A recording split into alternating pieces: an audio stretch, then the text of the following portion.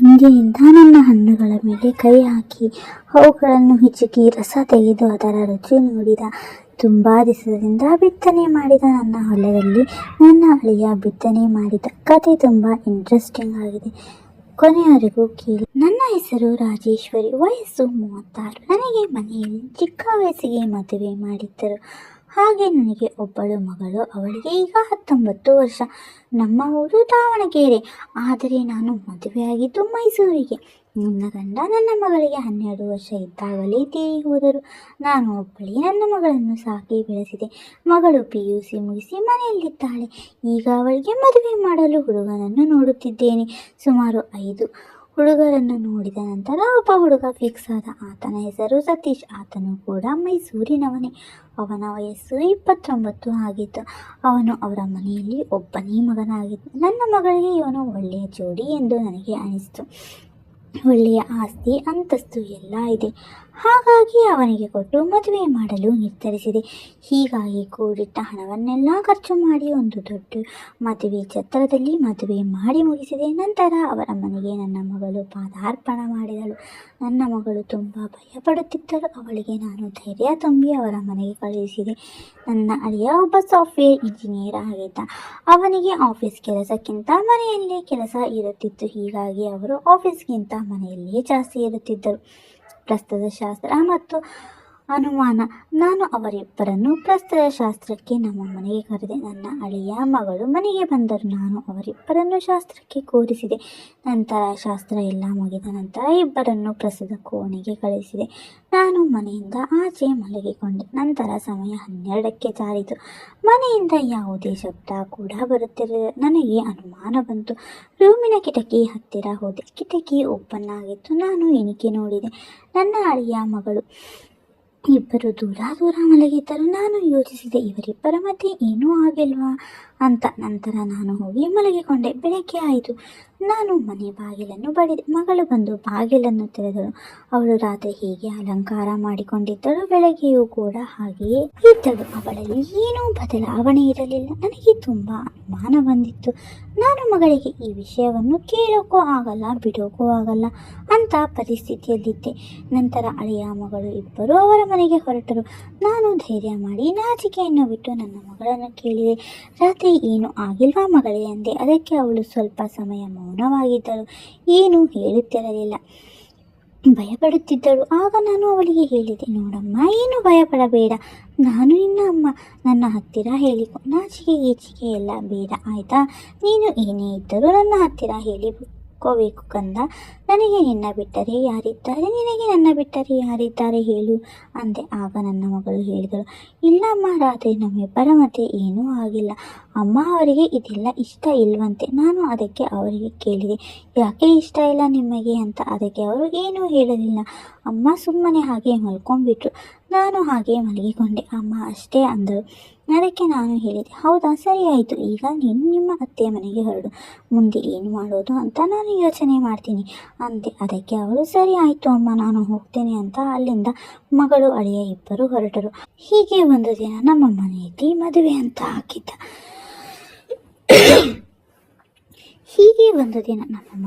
ಮದುವೆಗೆ ಅಂತ ಹಾಕಿದ್ದ ಚಪ್ಪರವನ್ನು ಬಿಚ್ಚುತ್ತಾ ಕುಳಿತಿದ್ದೆ. ಆದರೆ ಅಂದು ನನ್ನೊಬ್ಬಳ ಕೈಯಲ್ಲಿ ಸಾಧ್ಯವಿರಲಿಲ್ಲ. ಅದೇ ಸಮಯಕ್ಕೆ ನನ್ನ ಮಗಳು ಫೋನ್ ಮಾಡಿದಳು. ಅಮ್ಮ, ಏನು ಮಾಡ್ತಿದ್ದೀಯಾ ಅಂದಳು. ನಾನು ಅದಕ್ಕೆ ಚಪ್ಪರ ತೆಗೆದಿದ್ದೀನಿ ಮಗಳೇ ಅಂದೆ.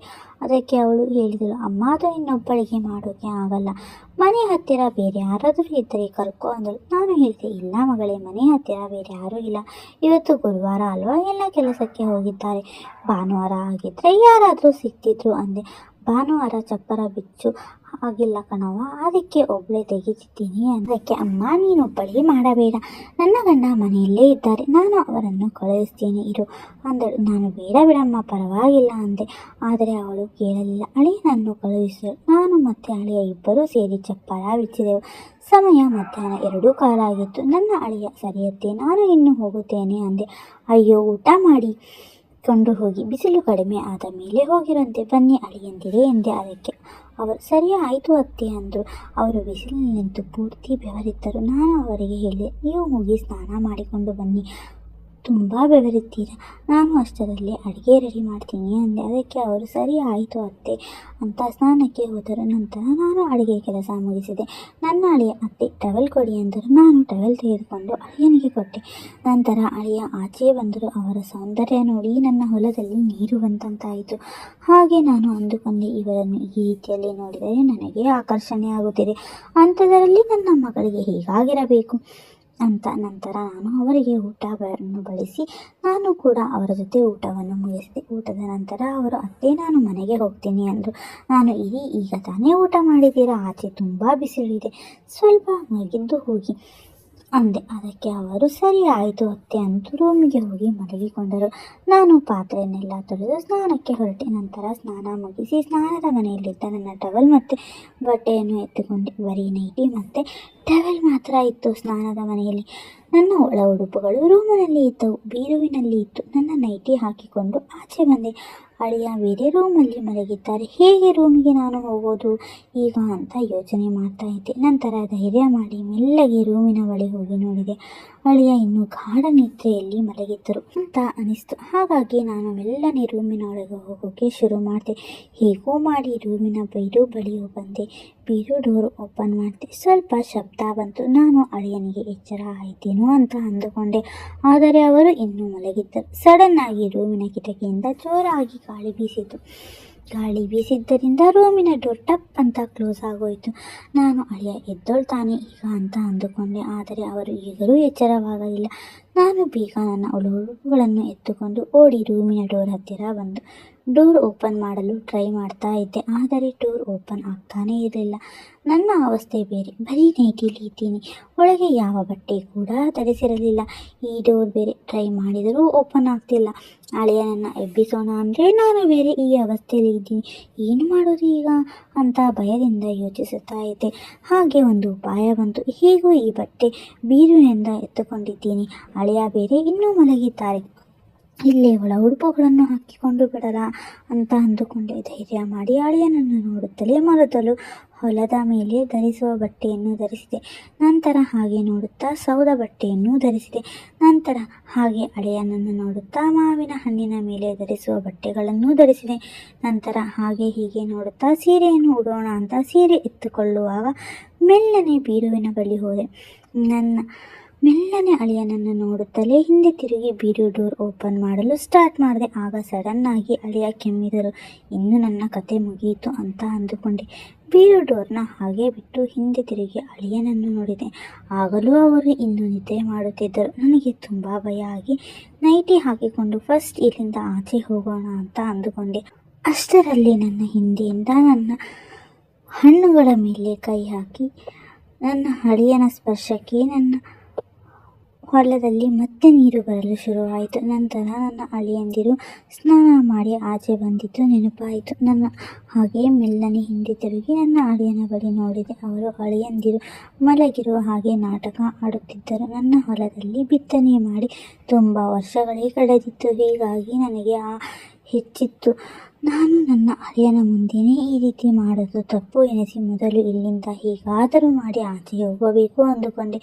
ರೂಮ್ ಬಾಗಿಲು ಬಳಿ ಹೋಗಿ ಹೇಗೋ ಮಾಡಿ ಬಾಗಿಲನ್ನು ತೆಗೆದೆ. ಅಷ್ಟರಲ್ಲಿ ಅಳಿಯಂದಿರು ನನ್ನನ್ನು ಅವರ ಬಳಿ ಕರೆದರು. ನಾನು ಗಾಬರಿಯಿಂದ ಅವರಿಗೆ ಹೇಳಿದೆ, ನೋಡಿ ಈ ರೀತಿ ನಾವಿಬ್ಬರು ಮಾಡೋದು ತಪ್ಪು ಎಂದೆ. ಅದಕ್ಕೆ ಅವರು ಹೇಳಿದರು, ಅತ್ತೆ ನಾನು ನಿದ್ದೆಯೆಲ್ಲ ಮಾಡಿಲ್ಲ, ನಾನು ಎಲ್ಲವನ್ನೂ ನೋಡಿದೆ. ಅತ್ತೆ ನಾನು ಚಿಕ್ಕ ವಯಸ್ಸಿನಿಂದ ಇಲ್ಲಿಯವರೆಗೂ ಯಾರ ಬಗ್ಗೆ ಕೂಡ ಈ ರೀತಿ ನಡೆದುಕೊಂಡಿಲ್ಲ.